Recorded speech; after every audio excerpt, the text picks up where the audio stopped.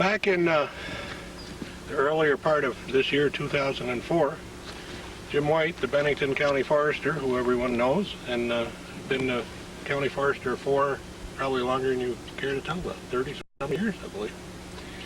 And Jim won quite a prestigious, I pronounced it correctly, award. Unfortunately, I could not go to the award ceremony, and I don't know the intricate details that made this all up. And Alan was responsible for a lot of that, along with some others, and he's going to tell us about it. Yeah, and it was very much a team effort, and it all actually started with Fred Eric, who is a retired senator in Bennington, and Fred called Nate Feiss, who's the Bennington County Forester, and a good friend of Jim's, and Fred said that Jim White should get an award for the work he does as Bennington County Forester, and is there an award that we can nominate him for? And so we put together a little committee of folks that included Nate, Fred Eric, Mike Williams, who used to be the head of the Bennington Chamber of Commerce, and myself, and we all decided at the outset a couple of things. One was that if we couldn't find a suitable award to nominate him for, we were going to generate our own, and my choice was to have the Bennington County Forester of the Year award. But the other thing was we wanted to have a surprise party, picnic, to acknowledge Jim and give an opportunity for everybody that Jim works with to be there and acknowledge all his great work. And then Nate actually found through the Department of Forest, Parks, and Recreation that the Association of State Foresters, each state has a state forester. The one in Vermont works for the Department of Forest, Parks, and Recreation, and is Steve Sinclair? Yep. No, Steve Sinclair. And they have a national association, and they actually have an award for Cooperative Forest Manager of the Year. And the folks that are in Jim's role as either county foresters, or in New Hampshire they call them extension foresters, but they're people that work for the state and work with private landowners and other people on helping them out, managing their land and that kind of thing. And so we decided that we would nominate Jim for that award, and but whether he won the award or not, we were still going to have the picnic and the party, which was June 7th at the Arlington Rec Park. So Nate, Mike, and Fred and myself worked on the nomination. We sent out letters and emails to, it was over 200 people that we were able to conglomerate this mailing list. We did have a mole. Kathy, Jim's wife, agreed to help us both put together the mailing list, because we knew all the kind of forestry people. But one of the amazing things that I learned about Jim White in the whole process was all of the other things he's involved with that don't have anything to do with forestry. So we got lots of letters, and we had to, the hardest part was there was a very rigid format for the nomination form, and the hardest part was trying to whittle it all down to fit in the nomination form. We did also, Claude put together about a 15-minute clip from Vermont Forests that we copied onto DVDs and sent with the application. And we haven't, I don't know if you heard from any of the guys about the videos. We were hoping it wasn't just both amusing and interesting to us, but also to the guys that were reviewing the nomination. Well, I did hear one story, and again, I didn't know anything about this, but I did hear a story of my boss in Waterbury is Brian Stone, and you sent, he I think had to formally put in the application. You Yes. guys did the work, but you sent it, I think, right? Correct. That's Okay. correct, yeah. And you sent a DVD to him, and he had one on his desk of classical music, and he looked at the video and sent the classical music with the application. And so they wanted to know what instrument I played in the Philharmonic Orchestra or something. So that was corrected. They said, no, send that back. We'll send you the highlights from Vermont Forest. So, you know, just, it's hard to encapsulate, and I've tried it before, but Jim was one of the first people that I met as I got into forestry and working in this county, and was, you know, amazingly helpful to me. And I've just, through the years, it's been fun and amazing, the stuff that we've Been fun, yeah. learned and explored. And he's got an amazing talent as far as education with people. Is able to take, you know, too often in forestry we make things so complicated and we use so much jargon that people don't understand that what we're saying, and it kind of alienates people a little bit.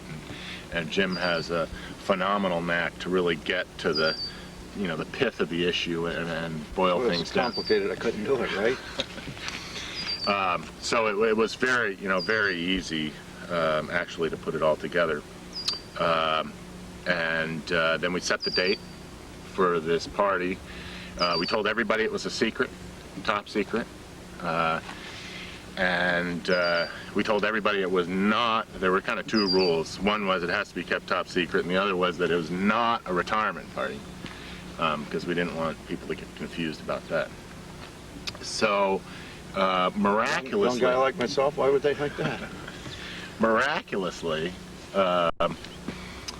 the word was kept within the circle. And I mean, you know, again, the more people I started to talk to this, the more people I realized that Jim knew, and the more we worried about the secret getting out. And then we sat on the edge of our seats waiting for these, I think it was a committee of 8 state foresters who reviewed the applications. There's 16 applications? Could be, yeah. I think there were 16 applications, and what I was told was that it was unanimous, except for there was one guy that voted for someone else, and we figured he probably had an applicant from his state.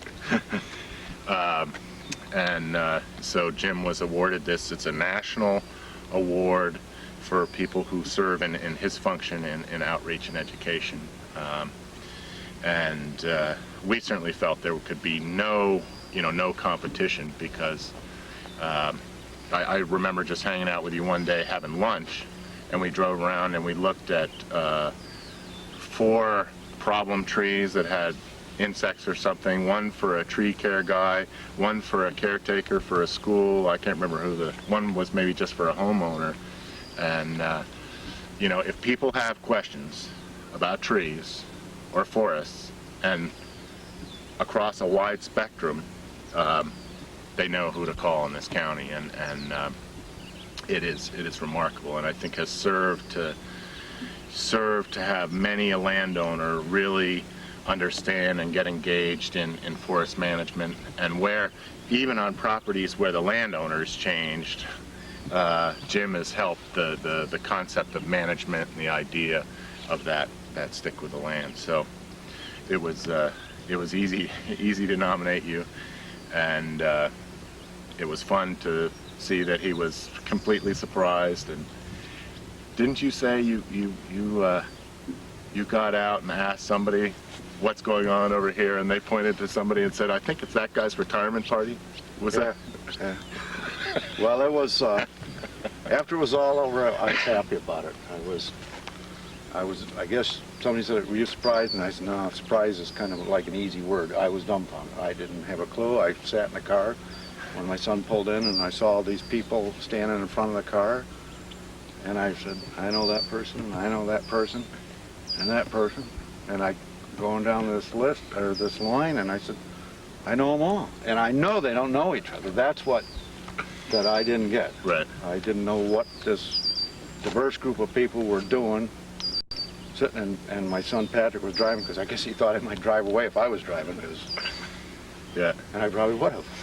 It was, we should say too, But I had fun after. I mean, when you realize it, but It was quite a shock. And I told everybody I went out to Ohio to really get this. So, well, I mean, I really got it at Arlington, but officially it's out there. But that doesn't mean, because there are a bunch of strangers. I mean, it was very heartwarming to do that in Arlington. Right. What was I going to say after that? One of the reasons we picked the date we did, was that all of Jim's sons were going to be in Vermont for that weekend because his son Dan was being ordained as a minister in Burlington. And we didn't really think about the sort of energy or emotional side of it, but the family had spent 2 days or 3 days around the ordination of Dan and all the hullabaloo with that, and then Jim had thought they were going to have a couple days to sort of relax and just be together as a family, and we laid that on top of it. But it was great. It was great to see you standing up there with all your boys, and well, that was nice. I mean, to have it there so they could. I mean, there was a lot of nice things said, and that's what I said. I said, I think they even believe some of that stuff. But I had great writers. Yeah. That's what every comedian says. I just deliver this stuff, but I had great writers. So you and Mike and Fred and Nate were great writers to make the application sound good. Yeah, no, it was great. That was the other thing, aside from some of the other things they're involved in besides forestry, to hear from people about the Whites as a family, and was it Jim Horster or someone got up and I mean he I paid a lot of money to have him say that. All those people. He was talking about how when he was putting together his family, he wanted to model his family after the Whites, and when you hang out with those guys for a little bit, I mean, it was fun for me to get a little. The boys were very helpful, obviously, and it was fun for me to get a chance to hang out with them a little bit more. And it's a good crew of Whites down there in Arlington. So, but it's a national award. You're the, I think, second county forester in Vermont to receive this award. So it is a very prestigious award, and I think it went to the right guy, no doubt. Well, I'm very sorry that I had to miss it. I had made long-term reservations in Canada. I've got the book if you want to go through. I mean, instead of showing us. Right. Some of the letters from landowners, and again, there are letters from landowners and foresters and loggers and teachers, and it's all been fun too. I mean, if it hasn't been like a job or anything. Yeah. My father told me years ago, if you find something you like to do, you never have to go to work. So right. I found something. I never had to go to work. Well, you have to go to work about once a month. But if you're going to do something you don't like to do, it's not a pleasure. But. Right. Well, you'd say that it runs with the great majority of county foresters stay there. Yeah. Right. Yeah. That's a very and game wardens do too. A real exception if you find somebody that says, I want to go be on staff or something. I want to be who wants to do that? But there's our people that do that. Right. They're our bosses. But.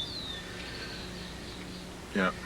Well, we're certainly proud to have you in our county, and look forward to lots more learning and I know the chicken wings.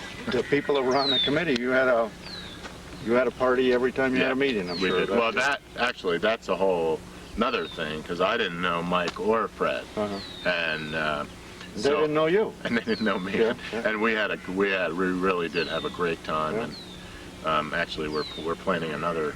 You do it again next year? Well, no, just to get us all together every once in a while. Okay, So outstanding gentlemen, all of them. Outstanding in the field. Outstanding in their field. So that's a quick recap. Hard to do, but again, it was very much a group effort, and it was very exciting to see how into it everybody was, and we certainly thank you, Claude, for all your work in the editing room, because the video segment is classic, and the music.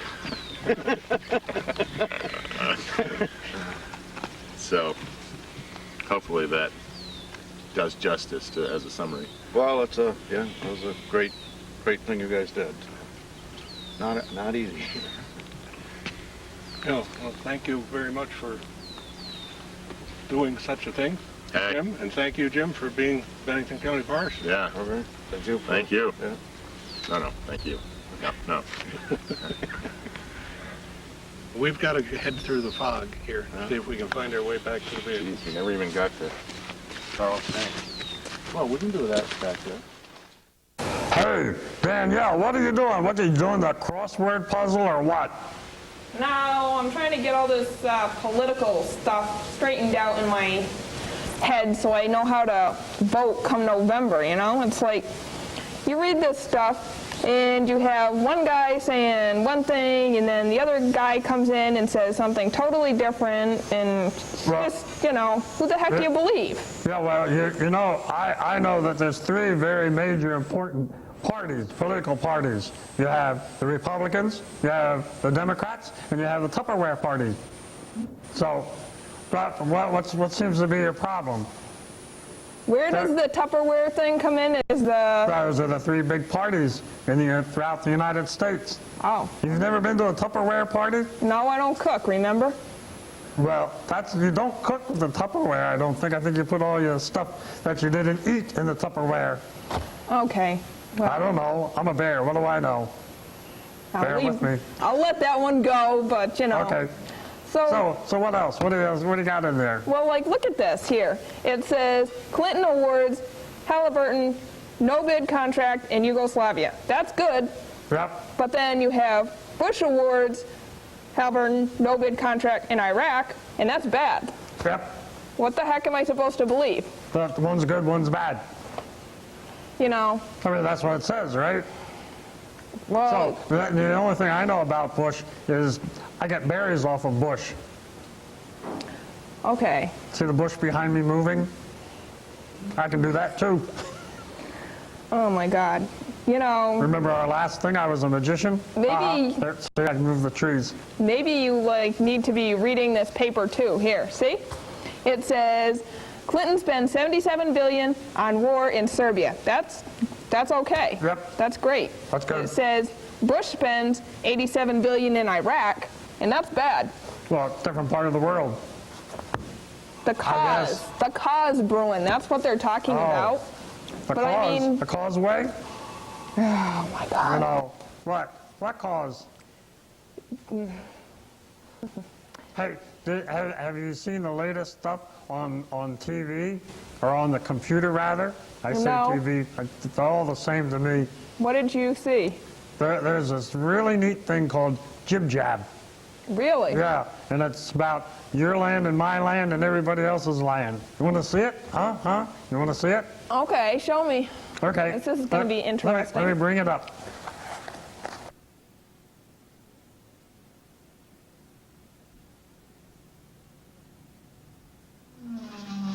Jab.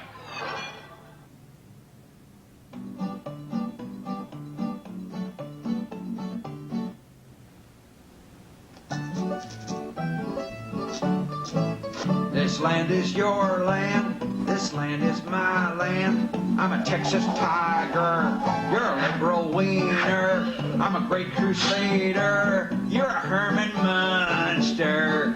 This land will surely vote for me. This land is your land, this land is my land. I'm an intellectual, you're a stupid dumbass. I'm a Purple Heart winner, and yes, it's true, I won it thrice. This land will surely vote for me. You have more waffles than a house of pancakes. You offer flip-flops, I offer tax breaks. You're a UN pussy, and yes, it's true that I kick ass. Ha! This land will surely vote for me. You can't say nuclear, that really scares me.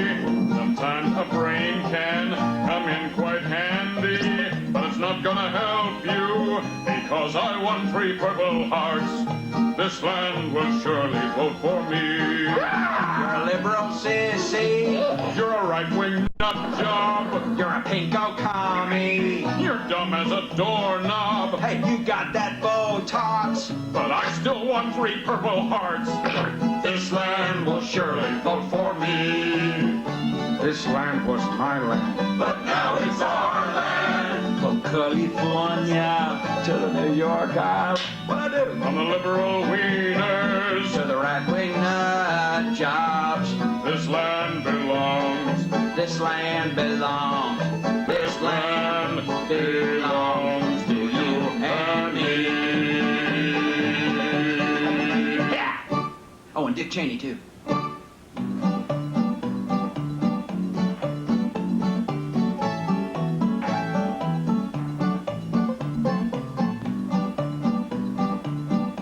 Danielle, did that help clarify anything?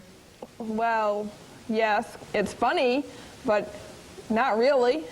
Well, It doesn't help me know how to vote any better. Isn't all politics funny? Yeah, But politics aren't like the ticks I get, are they? no. Oh. Okay. What are all those other... Check this out. Here's more stuff. It says Clinton imposes a regime change in Serbia. That's good. Yeah. Bush imposes a regime change in Iraq, but that's bad. Yeah. You know, Clinton bombs the Christian Serbs on behalf of the Muslim Albanian terrorists. That's good. Yeah. Bush liberates 25 million from a genocidal dictator. That's bad. Yeah. So, I mean, some of it that Bush is doing sounds great, but then some of the stuff that Clinton's doing sounds rotten, like, well, Clinton's not in the picture anymore, is he? no. Hillary is.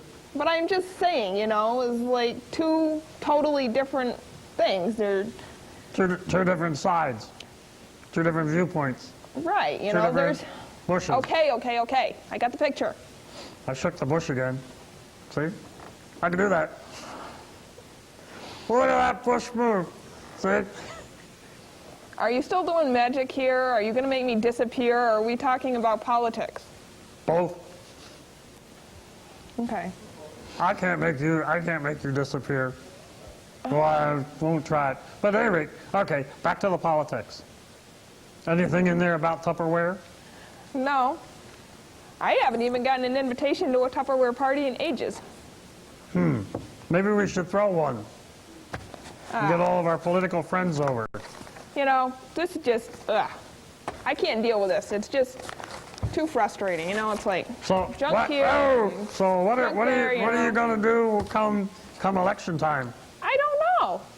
I can't, you know, nobody says one thing and just sticks to it. It's all, you know, one Well- day they say one thing and another day they say something else. And You could always go down to Florida and they'll vote for you.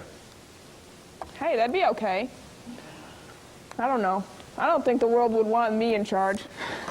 No, I mean they'll go for whichever way that you don't know you want to vote for. Oh. But Yeah, they'll put the vote in for me, We is could that what maybe you think? arrange that you become president. No. That's okay. Danielle, President of the United States of America. That's a scary thought. Ooh, I think that'd be sort of fun. Really? Yeah, and I Why? could be What do the you vice think president. What would you do as vice president if anything happened to me? What would you do? I would deem all of the forests to be off limits to humans and only for bears and other animals. Would you start growing like berries all over the world? Well, I'd make sure that everybody had enough to eat, all the animal people anyway. So, okay, so what did you think of Jib Jab? Jib Jab was pretty good Yeah, they rhymed it real good. to help you make up your mind. Yeah, I think I'm going to go with Carrie. Carrie, wary. It's a person. It's Oh. a candidate. Oh, a candidate. Well, September is the voting? No. October? November. November. November. Well, I guess it isn't as to who you vote for, just that you get out and vote. Yes, that's the most important thing. You should always vote if you're... Are you old enough to vote? Well, I think so. How old do you have to be to vote? You have to be 18. Oh, I'm over 18.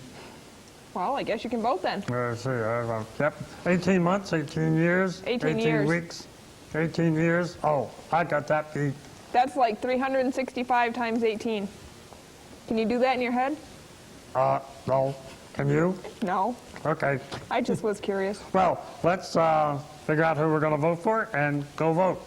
Okay. Well, Sure. I say Carrie. Who are you voting for? Well, look at that Bush move. That's not an answer, Bruin. Well, no. I'm sort of like that Bush. I'm wavering back and forth. Well, maybe I need more information. maybe you need to read the papers and make your decision, huh? Crossword puzzles in there? No. Oh, Only in the Sunday one. well, I'll go back and I'll just keep watching Jib Jab and see if that helps me make up my mind. Fair enough then. Okay. There's a lot of stuff in here on George W. Bush, I'll tell you. Is George W. Bush related to Huckleberry Bush? I don't think so. That's a... How about Blackberry Bush? No. These are all the Bushes I know. Well, that's a totally different kind of bush. That's not a person, that's a berry bush. Well, it's still a bush. Yeah. How about a holly bush? Nope. No? How about a fig bush? No, those are fig trees. Those are all plants, vegetation, Well, it's a bush. as opposed to people. It's a bush. Mulberry bush? No. I've never seen a G. What do you call them? A G. George A W. double? George W. Bush. W. W? That's his W? middle initial Oh. for his second name. George William. You know, pretty soon we're going to have to yell, timber, as this bush comes down on you. You got to watch that bush. You tip that bush over on me, and I'll make sure that I vote for you Oh, as a okay. Democrat. Okay. Timber!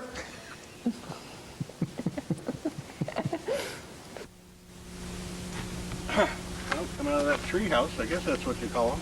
And we're once again at Merck Forest on top of Rupert Mountain, and got some people that some known and maybe some unknown who I think are in the house still, and they're going to come out and introduce themselves.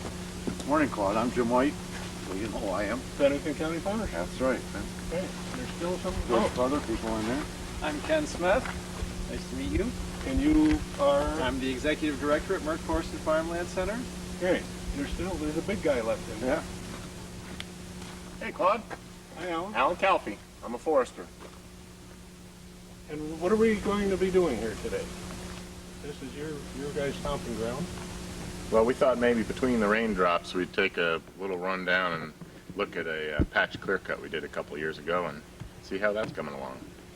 Okay. And So, a little history of the forest, too. Yep, little history of the Going forest. back, 150 years when this was private farms. Yep. and it's bucked the trend, I guess, of fragmentation of Vermont, Yeah. and this has reassembled it Yep, into exactly. some 3,000 plus acres. 3,100 acres, yep. So, you want to lead the way? Let's go this way. Okay.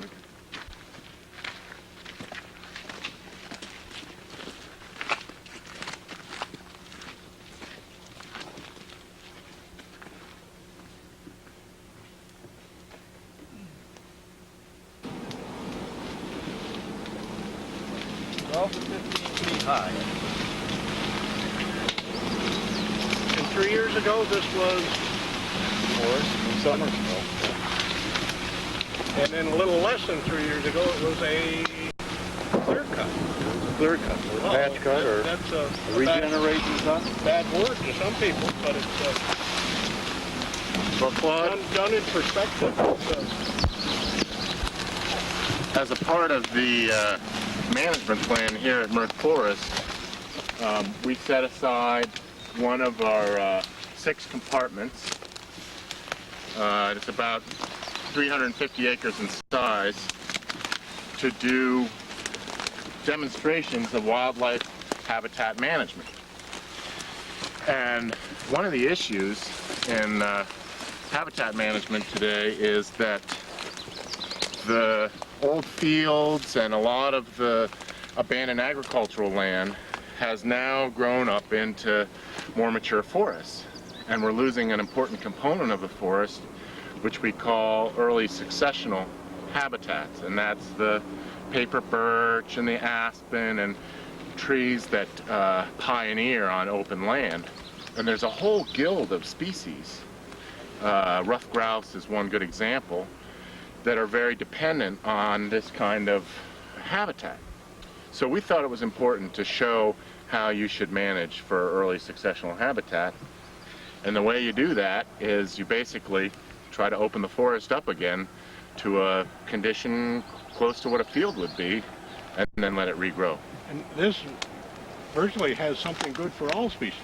Yeah. I mean, there's berries right there, and bears will eat the berries.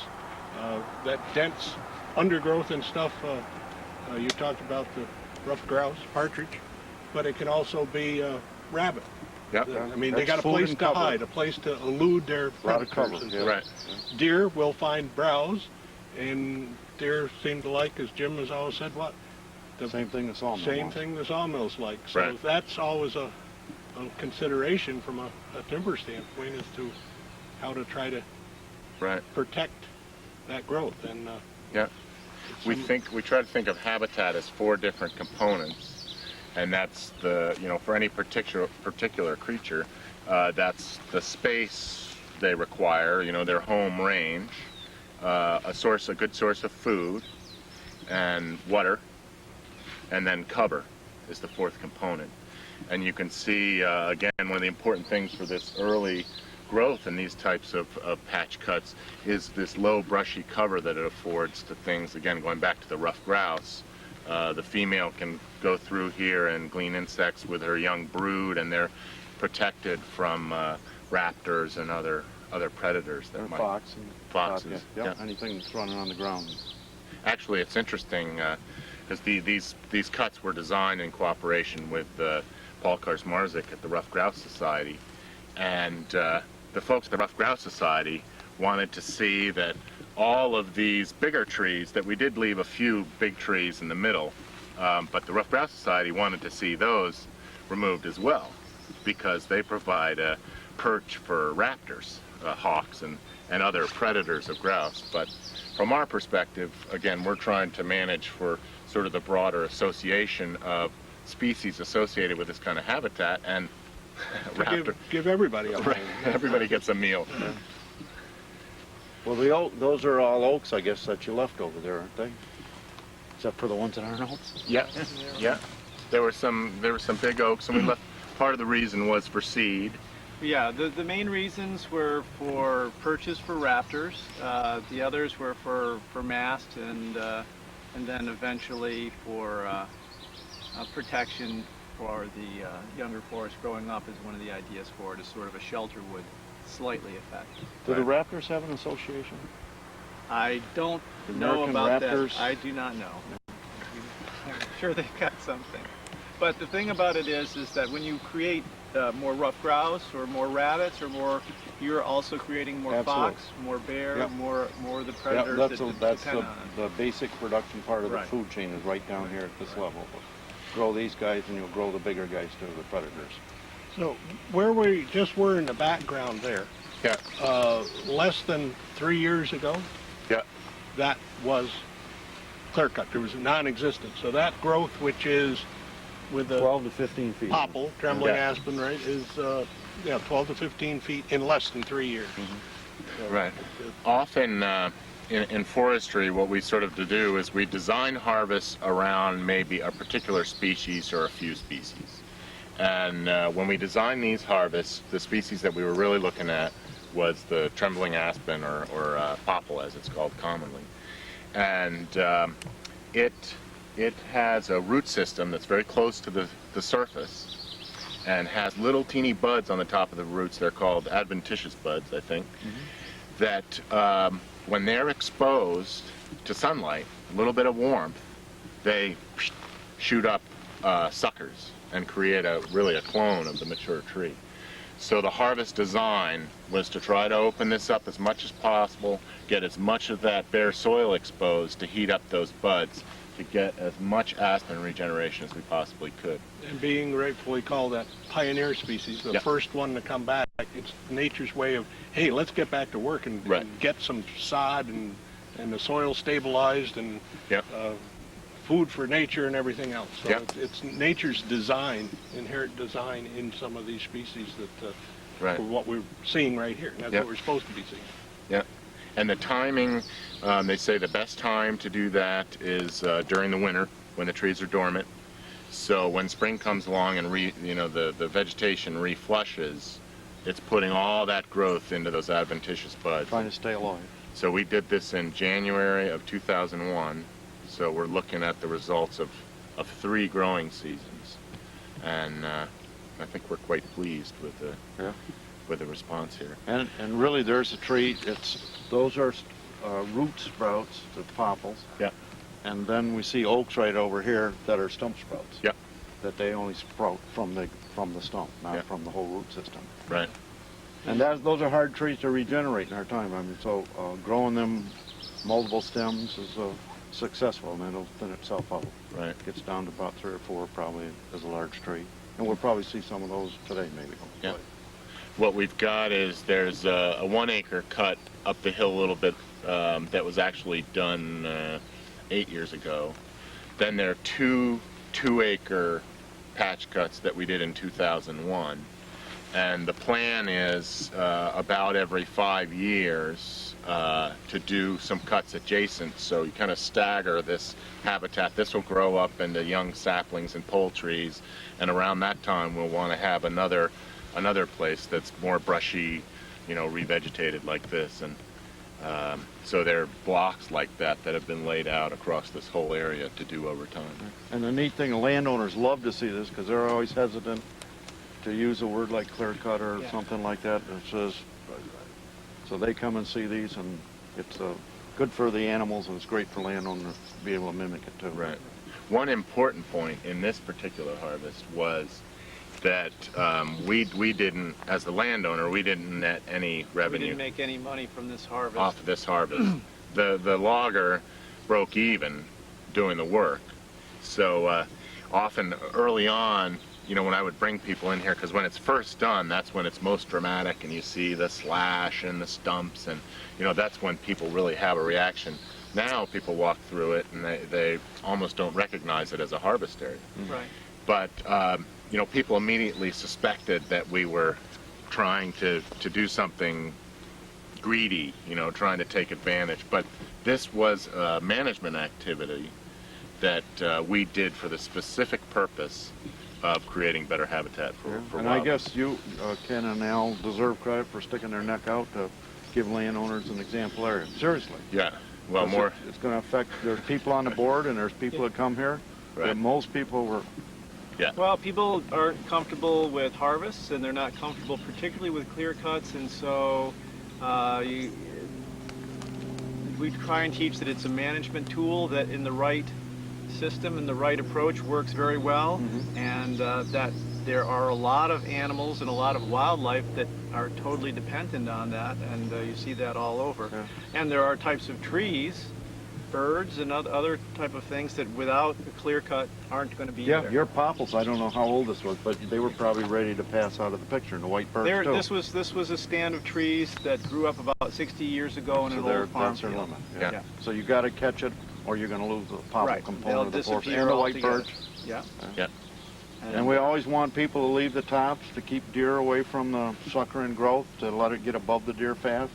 And so it looks bad to see all these tops out. Right. But they're all, you can't see them more than 10 feet away now, I don't think. Right. Well, forestry practices is I think people who are used to working with them know don't look good the first year or two. I mean, Yeah. it's not pretty work in its outset, but it has to be judged 2 and 3 and Yeah. 5 and 10 and sometimes But 80 to show years beyond. landowners, see, this Yeah. is a niche that's missing most throughout southern Vermont. Right. The young pioneer forest. Absolutely. Yeah. All across New England, early young forests are being lost, and the animals that need them to live are being lost as well. Right. One of our favorite sayings is sustainable forestry isn't always pretty forestry, or good forestry doesn't necessarily look good.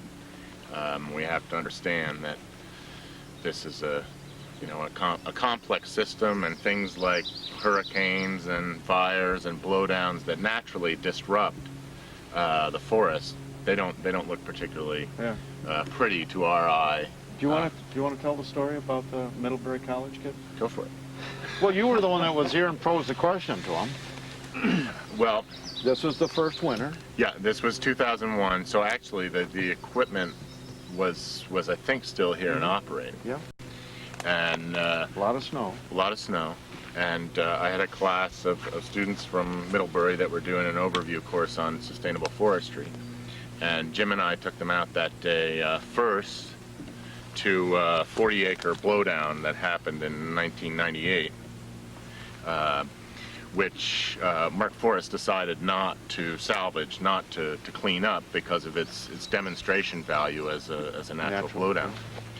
And we went in that stand first, and its trees, they're all blown down in the same direction, but they're all lying on the ground, and some of the root balls are 3 trees deep. I mean, 3 trees at once fell over in the same direction. We estimated the winds were 100 to 120 miles an hour. And then we came in here as an active harvest site, and they had pretty much finished cutting in here. And we asked the students which area they thought was better looking, right? Yeah. Which was more aesthetically pleasing. And they picked the blowdown area, which I mean, jackstraw. You guys have seen it anyway, Right. but I mean, it was a mess. It's You couldn't walk 5 feet in there. And so it's just interesting that, and I do that often with people, because what we're trying to emulate often in silviculture, forestry practices, is what's going on naturally. Yeah. The natural system which these trees reproduce and grow. But it was just interesting. This was artificial because it had been done by chainsaws and skidders, and that was natural, and so that looked better at being natural. Yeah. Even though to the eye it's Yeah. But now we have something for when that group comes back and they see an active harvest. This is 3 years right, growth. right. And I think that's what was missing for those tours, for landowners and for students too. Was Yeah. How nature doesn't want to stay unforested. Yeah. Nature wants to be forested and fights like crazy to reclaim an area.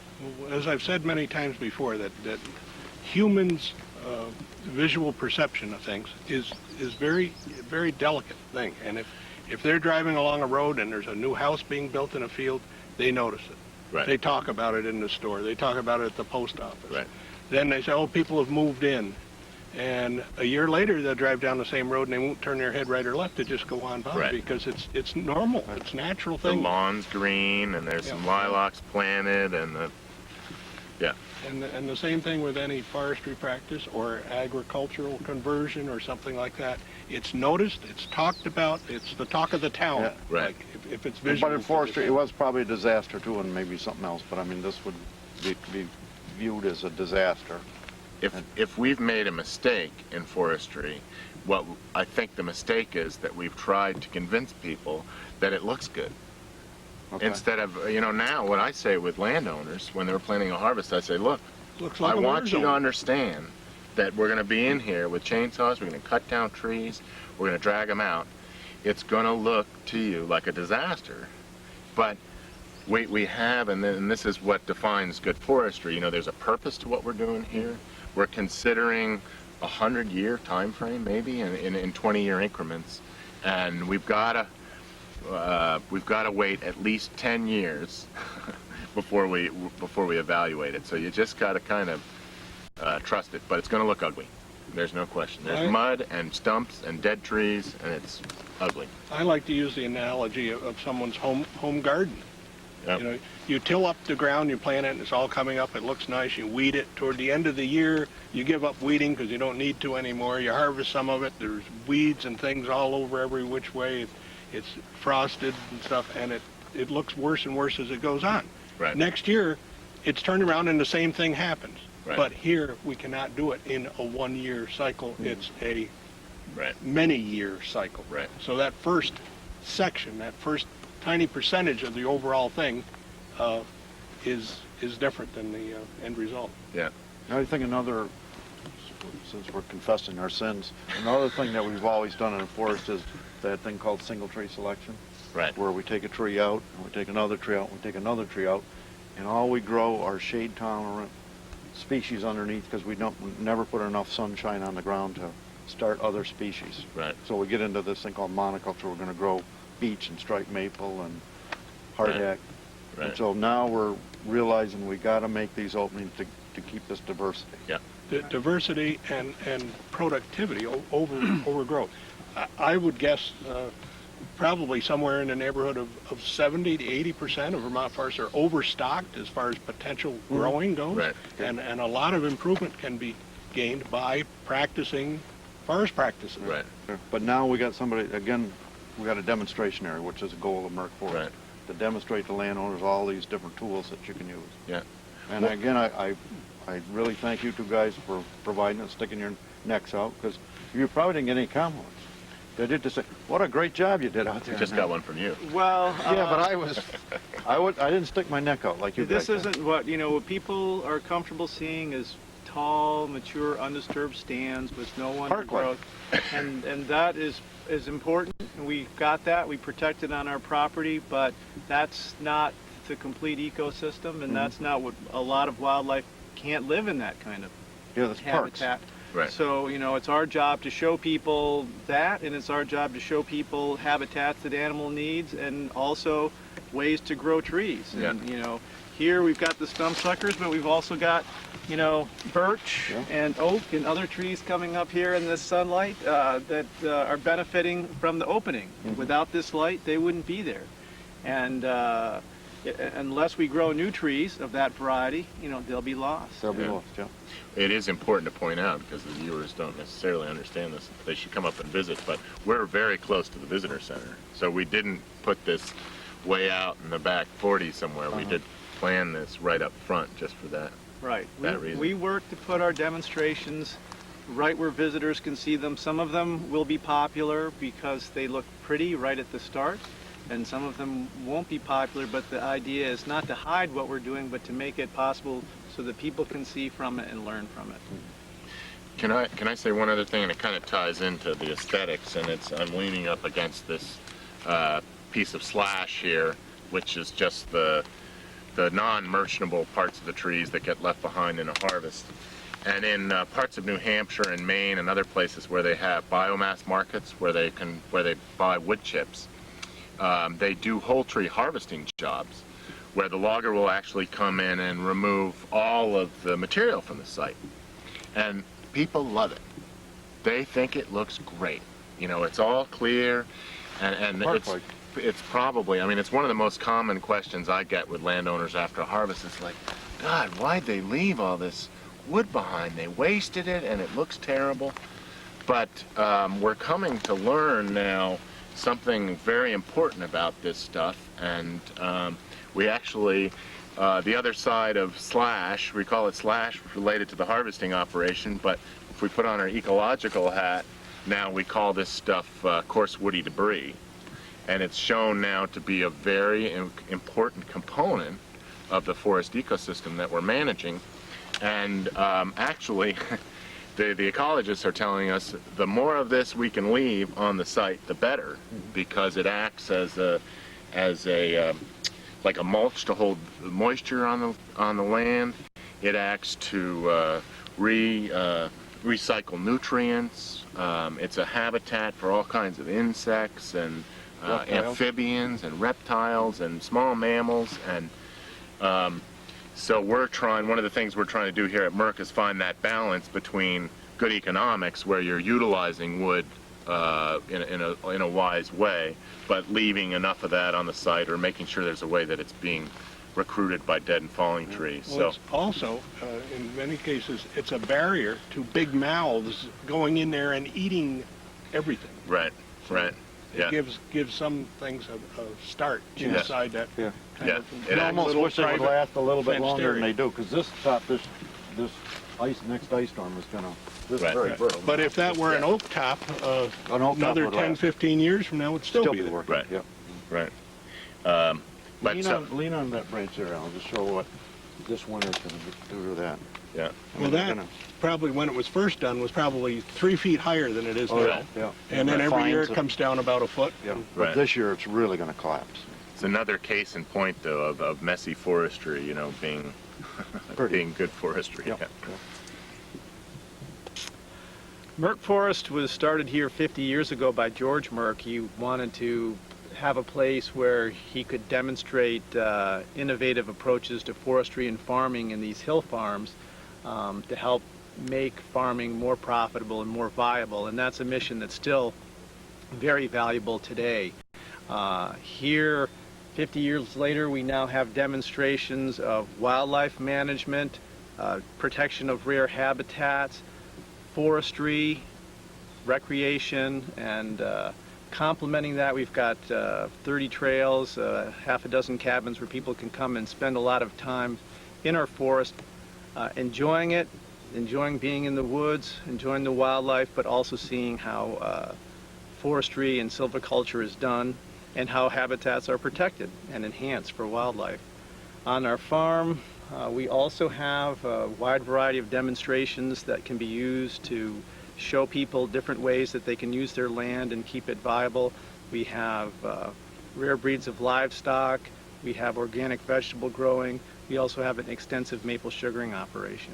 So the purpose of our organization is to take our 3,000 acres of land, of forest land and farmland, and use it to show people how forestry works, how farming works, and how to make them sustainable for now and for far into the future.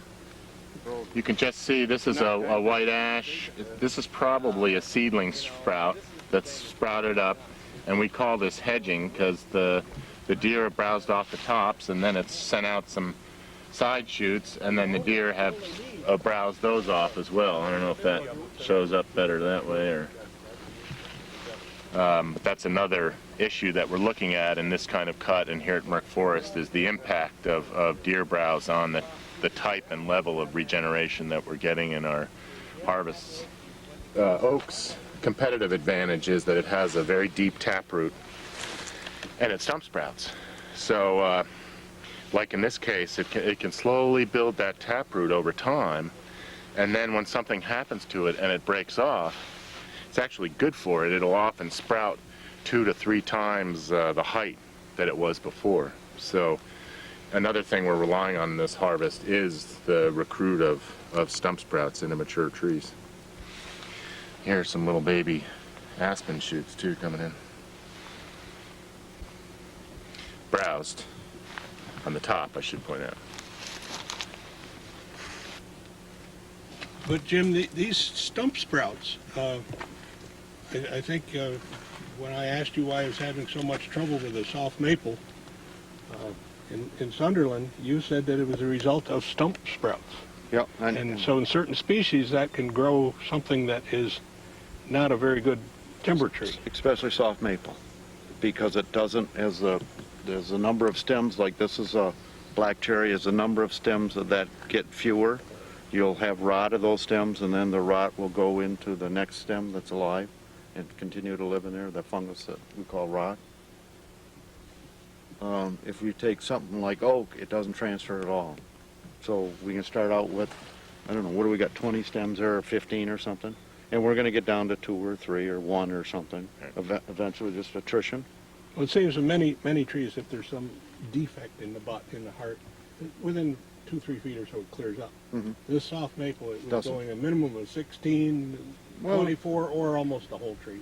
In given time, it would go the whole Yeah. tree. And this is going to rot away, the old tree right here. I mean, it was a very small tree, right there. And that's going to rot away and try to infect there. And I really don't think cherries, it's going to travel very good through cherry anyway. But soft maple, we know, is not a good stump sprout species. And probably oak is at the other end, where it's a great way to grow oak trees. And a lot of oak, you'll see that if you look in the very base, it almost has like that stalk of celery shape slightly, just a little offset on the Yep. side, and maybe not perfectly round. Yeah, And and maybe that's like what you- it you're is. gonna- And here's something that, well, there's 2 things. Where was that other? There's a nest here. Right here. Okay, but I'm looking at last. Right here. Okay, right here. This is I'm sure the people saw a lot this year, but this is a tent caterpillar nest that's collapsed now and everything, but they're the ones that start out real early in the spring, and right when the leaves come out, start consuming the And that's leaves. where they're going to come from next year? Yep, this is an egg mass right here. So if you have crabapple trees in your lawn and apple trees and everything, you've got from now until next spring to go around and clip these egg masses off. You could just clip that branch off and burn it or throw it away somewhere. But out of there is going to hatch probably, that's not big, but there's a couple hundred. Can you see the individual eggs in there? Those little, made up a little piece of... glitter almost. Yeah, Looks like. yeah. So there's a couple hundred anyway, caterpillars in there. And they come out little, but the leaves are coming out at the same time little, and kind of a... That one thing was enough probably to strip this whole tree down. And I see one. You see some more? Yeah. Yeah. There's one up there. There's another one Yeah. right there. Yeah, yeah. And I guess sometime we should do some viability studies of these. Put this in the refrigerator, and then insects and diseases don't always have to win. They have problems too. So just take that and see how many of those are going to pop next spring before the leaves come out, and you can have an idea of what the population's going to be. Huh? The thing about insects and trees both, if we said, why doesn't this pop now? They have to go through so many days of cold weather or so many hours or something. But there's always a safety valve in this tree, not to come out now or not to come out in October when there won't be any leaves for them to eat. They'll have to go through that dormant season. So we could throw this in the fridge or in the freezer really, and leave it in there for whatever time. And I think somebody must know how long they have to go. And But with some vegetation, sometimes when there's an early spring start that lasts 2 or 3 weeks, not just a day or two, and then we go back into basic winter conditions, it does affect some things. It always looks strange to me. You can see a frost on a fern quite often where there's a green leaf out at the end, then there's a spot that big, a black leaf, and then there's the other. yeah. Well, most things they've been doing this for millions of years, so they have the safety valve. Don't be fooled by just the January thaw. It isn't time to come out. But if it's, say, in the 1st of April and prolonged, and then goes the other way prolonged, you can upset. But they won't be fooled in January, no matter, they will never be fooled in January. They can be fooled in April to think it's May, but so they have to go through so many hours or days, and buds are the same way. They're not going to pop out in January, no matter how nice and warm it gets and how long it lasts. They haven't gone through that thing that's in their genes to say don't pop out yet. So, nature's neat. So we'll throw this in the fridge, and I guess that's all any landowner has to do is walk through their flowering crabs, their cherry trees, their flowering trees, their fruit trees, to see how many of these they can pick off to reduce their number of caterpillars next spring.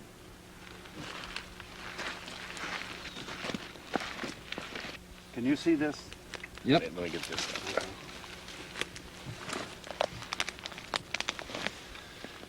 Hang on now. So what's that called, a root shoot? That is a root sucker. Just like we were talking in the patch cut over there, the small clear cut. These mature aspen around us have these adventitious roots on the surface, and they have these little buds on them. And actually, when we did the patch cut, which is a little ways away from us now, it must have just left enough light in here to get these suckers to respond.